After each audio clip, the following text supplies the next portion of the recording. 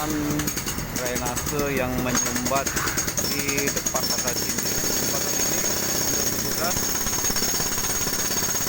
adalah salah satu penyebab banjir di kawasan Jalan Jenderal Sudirman depan pasar Cindi Palembang.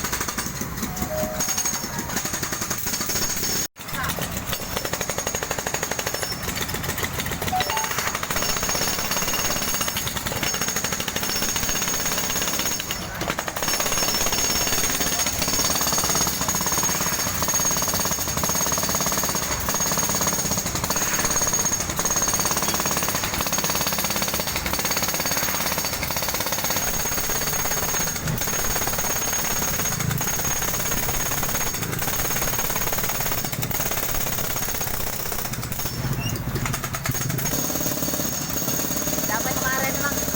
Dari kemarin, nah, yang dari Tribun itu, Mang.